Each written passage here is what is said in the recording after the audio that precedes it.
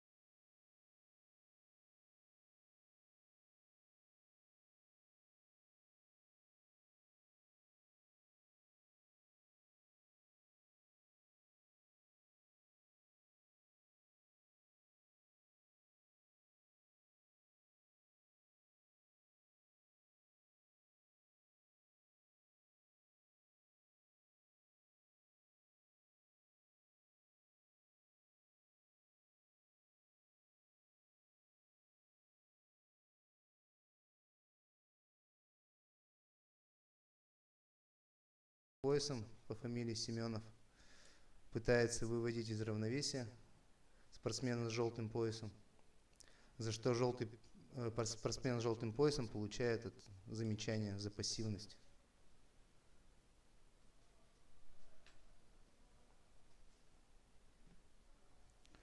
Спортсмену с желтым поясом объявили второе замечание Шидо за то, что он покинул территорию, рабочую зону ковра, в котором происходит схватка. Некое преимущество имеет теперь спортсмен с оранжевым поясом. Спортсмен с желтым поясом должен активнее быть и начинать свою борьбу навязывать. Попытка Сайонаги увенчалась успехом.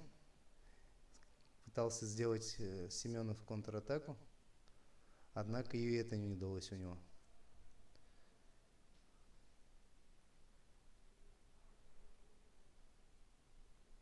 Активен в захвате борец с оранжевым поясом. Как только он получил захват, пытается провести атаку вперед. Ловкость спортсмена с желтым поясом позволяет защититься от приема. Я напоминаю, что у спортсмена с желтым поясом есть 2 замечания шидо и до конца встречи 30 секунд. Если спортсмен Прохоров получит еще одно шидо, он может быть дисквалифицирован наказанием Хансоку Маки.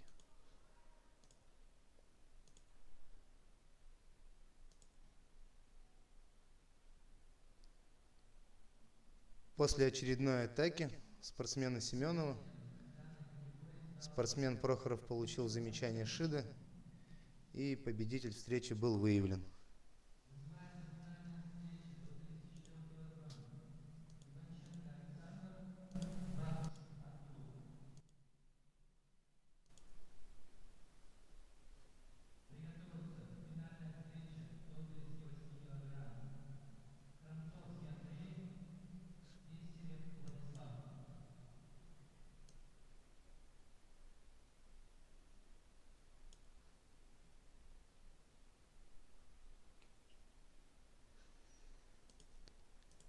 Вот и спортсмены весовой категории до 34 килограмм появились на татами.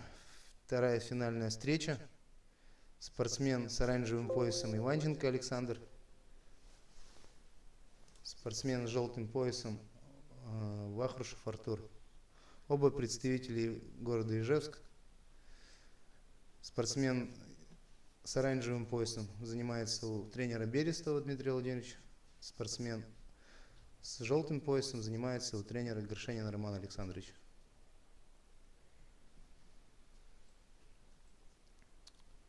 Только что мы увидели с вами попытку проведения учимата со стороны Иванченко с оранжевым поясом. Сейчас они борются за захват.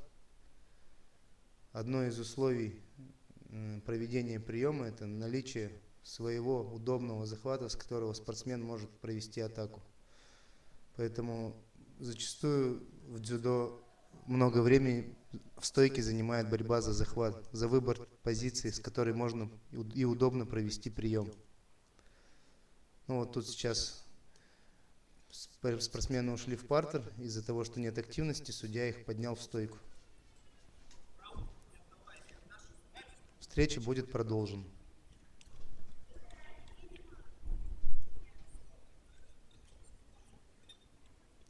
Подбирают дистанции, ищут возможность схватить за часть одежды кимоно, чтобы разогнать партнера и провести атаку. Очередная атака Иванченко. Попытка проведения броска через спину со стойки. Таким образом, Иванченко уже имеет 2 попытки, 2 атаки перед спортсменом с оранжевым поясом Вахрушевым. За что Вахрушев получает устное замечание шидо за пассивное ведение борьбы. Теперь спортсмену Вахрушеву нужно как-то активизироваться, начинать выигрывать захват и проводить атаки со своей стороны.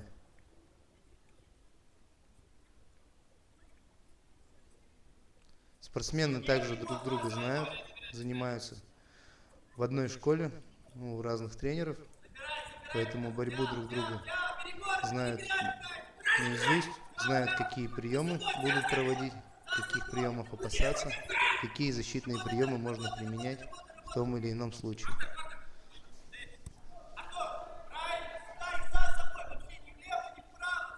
До конца встречи осталось 15 секунд.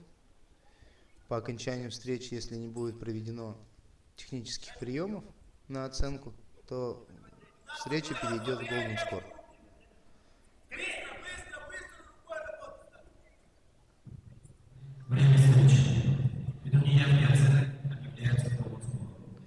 Как я и говорил, у спортсменов не было бросков. Встреча перешла в Golden Score, что означает, что дополнительного времени теперь не будет, и спортсмены борются до первого оцененного движения или до 2 шидо. Поправка до 3 шидов. Но у спортсмена Вахрушева уже шида одна есть. Ему осталось только 2 получить.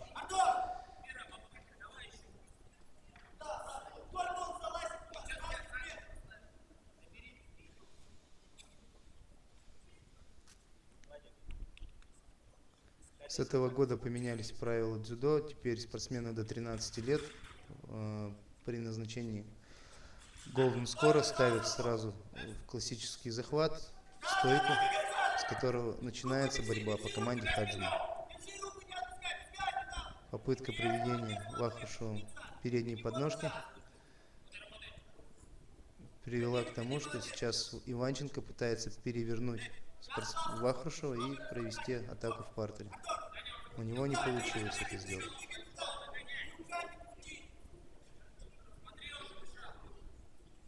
Снова спортсмены встают в захват, ждут команды Хаджима и также начинают бороться.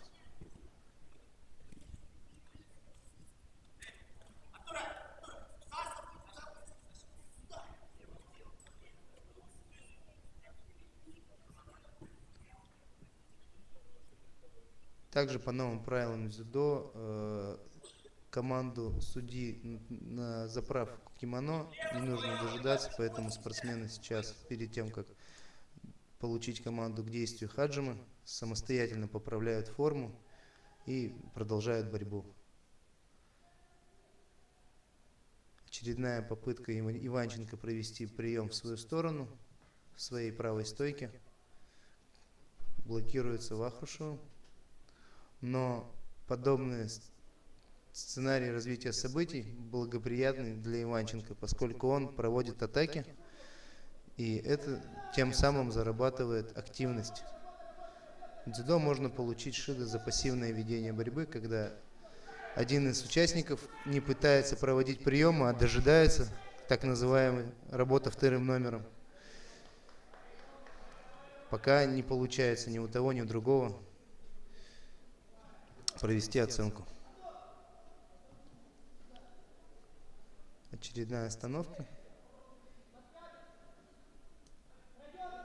Видно, как тренеры переживают за своих спортсменов и пытаются подсказать им ключ к победе, что необходимо сделать для того, чтобы заработать оценку или заработать пассивность со стороны соперника.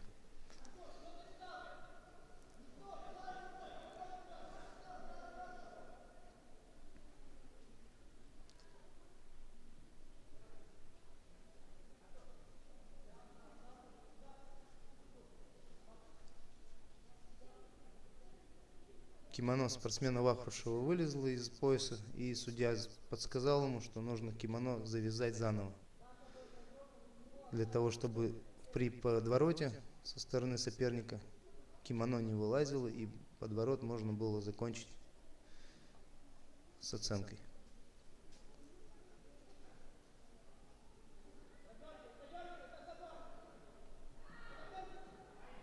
Попытка проведения боковой подсечки со стороны Вахрушева, но Иванченко также пытался сконтрить, перешагнув атакующую ногу. Ни у того, ни у другого провести приемную оценку, завершить приемную оценку не получилось.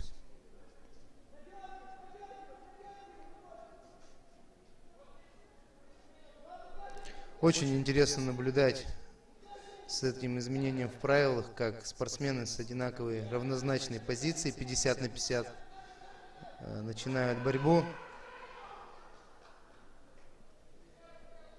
И объективно, кто сильнее, быстрее, ловчее, побеждает. За предыдущее действие спортсмен Иванченко получил оценку в азаре. Он скрутил при неудачной попытке Вахрушева провести подхват. Судья оценил действие Иванченко, оценку в азаре.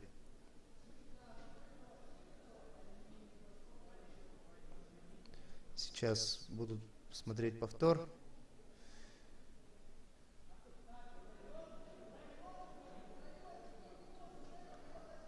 Возможно, что Иванченко не получит в азаре за предыдущее действие.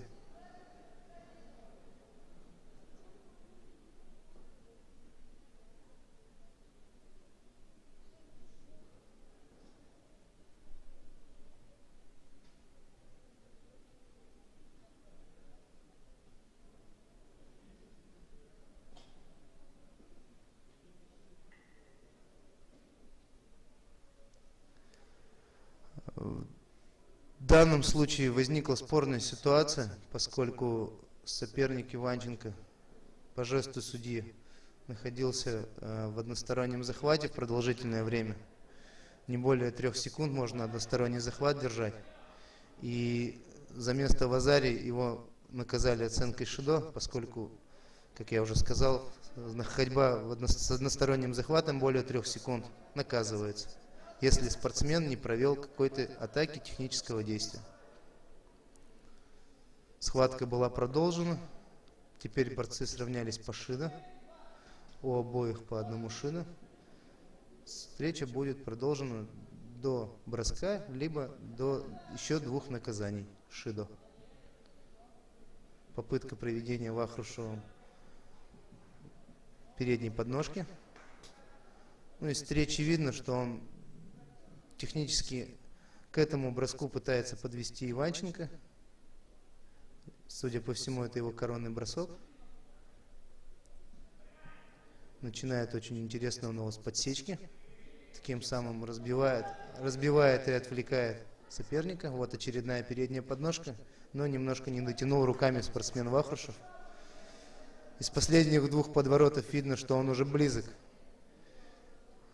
Спортсмены уже борются больше 8 минут. Начинает сказываться усталость. Цена каждой ошибки сейчас велика. Попытка проведения атаки передней подножки со стороны Иванченко, но не довернул корпус немножко, поэтому движение не оценивается. Спортсмены начинают бороться со стойки заново. Попытка боковой подсечки, контрподсечка. Борьба за верхний захват со стороны Иванченко. Грамотно сместил свой торс спортсмен Вахрушев и не дал взять сверху захват, тем самым избежал проведения атаки в свою сторону. Попытка передней подножки Вахрушева. Не подготовил бросок, остались руки сзади и докрутить корпусом не смог. Сейчас для судей сложная ситуация, поскольку спортсмены не могут провести атаку на вазаре либо на иппон чисто, и подворачиваются, пытаются сделать атаки, но атаки не заканчиваются оцениваемым действием, поэтому судьи должны смотреть и объективнее выделять, кто из спортсменов атакует первым, кто захват выигрывает первым, кто больше выводит из равновесия. Такие критерии также оцениваются и могут перерасти в оценку шидо для одного из спортсменов.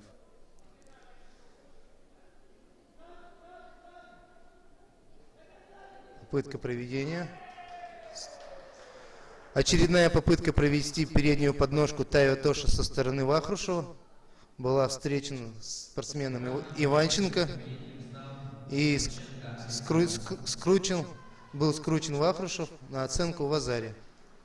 Со счетом 7-0 в этой встрече победу одержал Иванченко Александр и занял 1-е место в своей весовой категории. Так, следующий вес нам показывают. Весовая категория до 38 килограмм. Вызывается финальная встреча до 38 килограмм. Храмцовский Андрей, Пестерев Владислав. Приготовиться. Весовая категория до 42 килограмм. Анисимов Илья, Красноперов Максим. Оба спортсмена являются спортсменами из города Ижевска. Как и представители предыдущей встречи, здесь у нас финал 2 тренеров. Это тренер Берестов Дмитрий Владимирович и Горшенин Роман Александрович.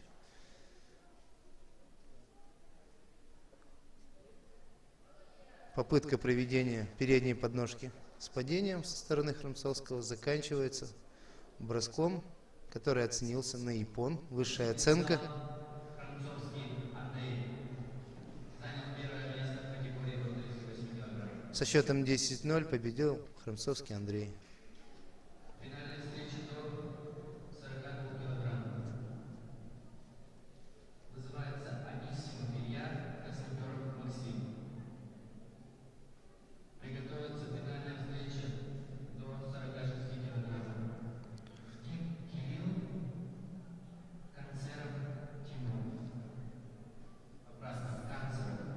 Финальная встреча весовой категории до 42 килограмм. Спортсмен в синем кимоно Анисимов Илья, спортсмен в белом кимоно Красноперов Максим. Оба представителя школы дзюдо Ижевска. Тренируются под руководством... Анисимов Илья тренируется под руководством Горшенина Романа. Красноперов Максим тренируется под руководством Стерхова Романа.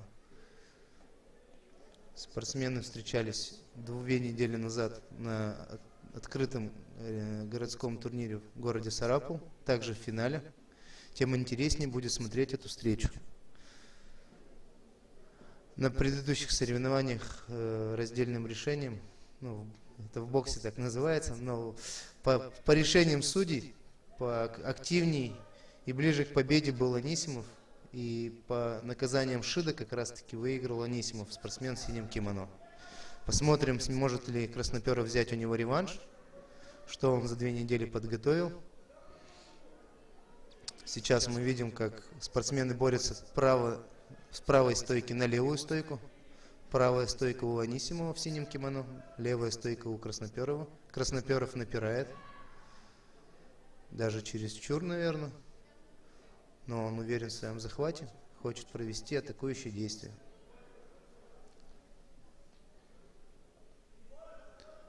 Я напоминаю, что мы смотрим финальный блок соревнований. По результатам финального блока спортсмен, занявший 1-е место, автоматически становится первым номером сборной для участия в первенстве Приволжского федерального округа весной текущего года.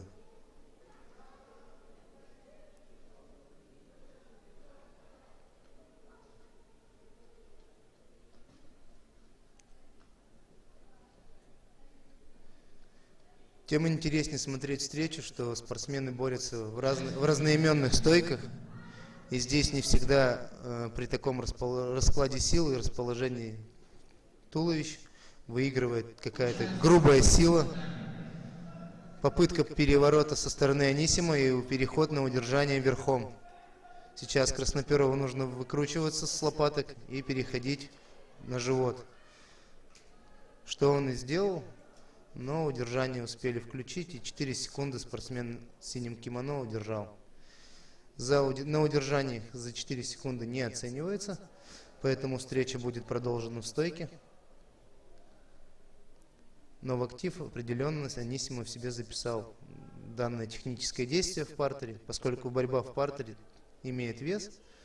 Не только можно выиграть там удержанием, можно при равной встрече можно также заработать активность путем атак спортсмена, который находится на полу. Назначен Golden Score или дополнительное время. Результат противостояния будет определяться до первого технического действия, либо по наказаниям Шидо.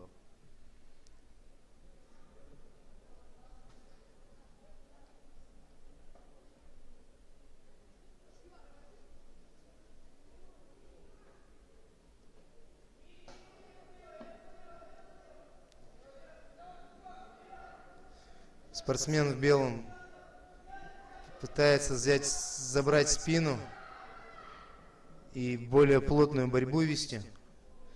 И мы видим, что спортсмен в синем, Анисимов, не очень любит в плотную лезть, пытается держать на дистанции спортсмена в белом. Вот. Ну, пока у них не получается подобрать ключик друг к другу. Один не может сблизиться, второй не может удержать дистанцию для проведения своего технического действия.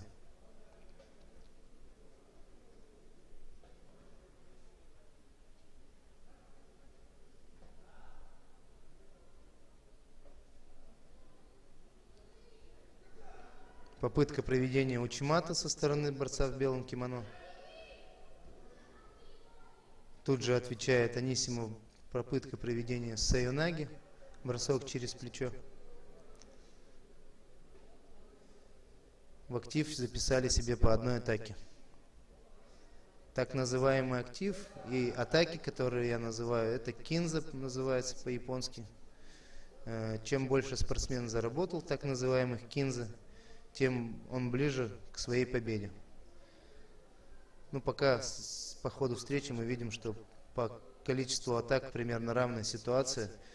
Если Красноперов проводит атаку, то в следующей атаке проводит Анисимов, и у них наслаивается атака на атаку, поэтому выделить активного сложно. Сейчас наказание получил Анисимов за неправильное проведение приема, вставая на колени. Вот. Так, замечание ему отменили, поскольку судья должен был устно предупредить о том, что броски с колен запрещены.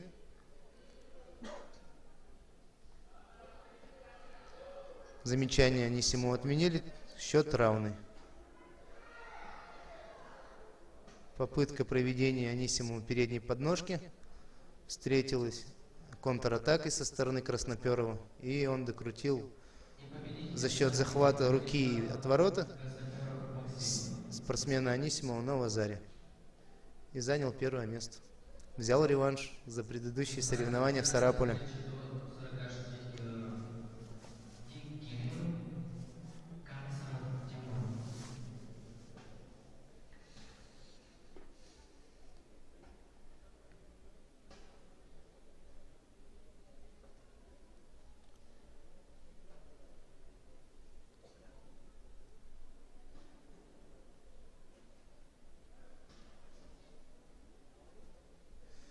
Следующая весовая категория до 46 килограмм. Здесь у нас не оба представителя Ижевска борются. Дик Кирилл, представитель города Воткинск, клуб «Десантник». Канцеров Тимур, представитель спортивной школы номер 4, город Ижевск.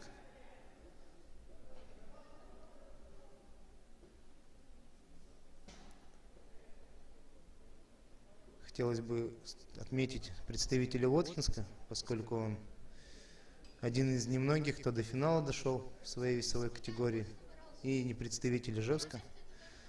Занимается под руководством Софиуллина Виталия Равильевича в клубе «Десантник». Это военный клуб. И пока я с вами говорил, Дик Кирилл провел бросок через бедро, который был судьями оценен на япон 10-0. Победителем данной категории стал Дик Кирилл. И занял первое место в категории до 46 килограмм. Красивый бросок провел, завоевал себе путевку на ПФО с первого места.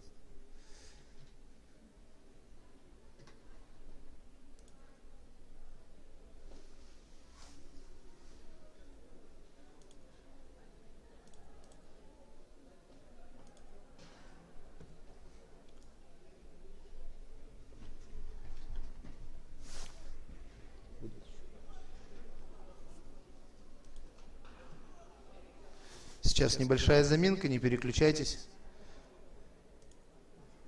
Вызывают спортсменов другой весовой группы.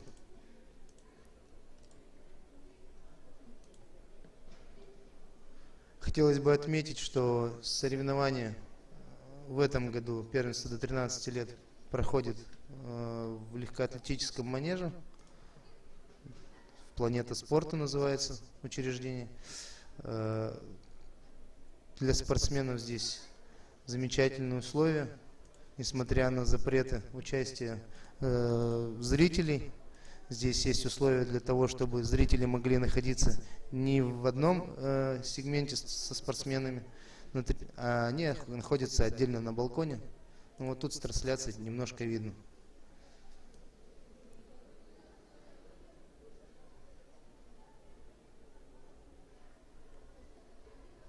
Ну и ноу-хау наших соревнований – это прямая трансляция. Впервые, наверное, в истории удмуртского дзюдо мы проводим прямую трансляцию именно наших соревнований местного уровня.